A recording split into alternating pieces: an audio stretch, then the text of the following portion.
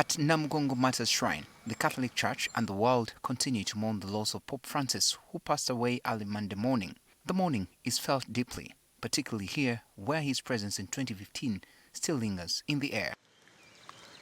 When Pope Francis visited Uganda in 2015, the impact was an immediate transformation of communities, upgrading facilities and inspiring a lasting legacy. At the Catholic Shrine, the area was completely revamped, offering a renewed sense of pride and purpose to those who call this sacred place home.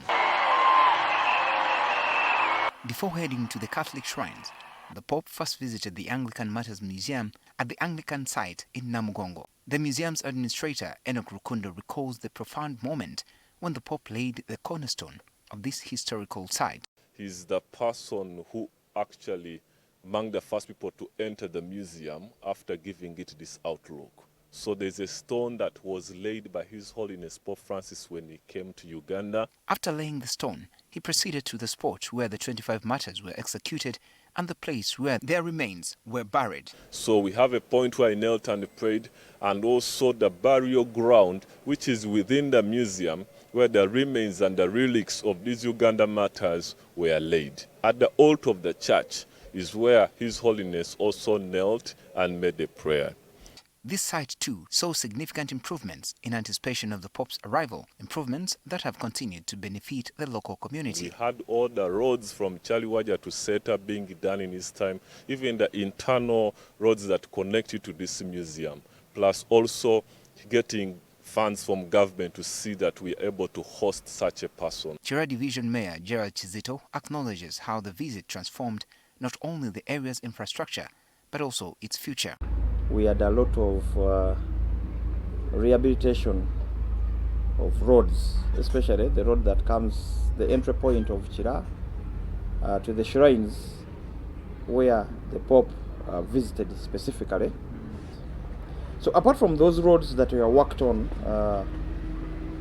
nationally, we also had engagements to look at the inner feeder roads.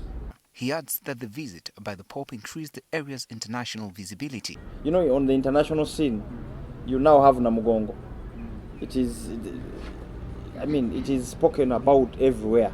Before Namugongo, Pope Francis also visited the Munyonyo Catholic Shrine. For Reverend Father Ronnie Chibagajo, the memories of that day are vivid and profound. The Pope came and braced the cornerstone that we have at the door, just next to the door, the main entrance of the Basilica of Munyonyo, and this stone is historical by its name and the place it came from.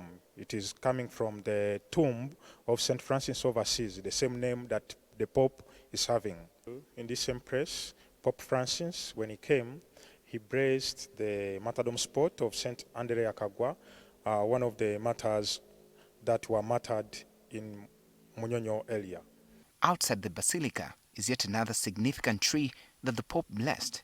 This tree represents the unity in all the people who follow Jesus Christ, the people who know that they follow Jesus Christ as their Lord and Savior. Beyond the words and gestures, the Pope's visit left a physical imprint on Munyonyo as well. It is a place which had been forgotten for long. When we speak of the martyrs, first people will perceive Namgongo, but after his visit, then the world also got to know about Munyonyo, that martyrdom started here. They come from different areas of the world. They come to see where the journey began from. From the gardens to the shrine itself, the area was beautified and has since grown in stature and recognition, drawing more and more pilgrims every year. The seat on my right is the one he used when he visited this particular place. In his place now, a portrait of his has been placed following his passing. I'm Benjamin Jumbe, NTV.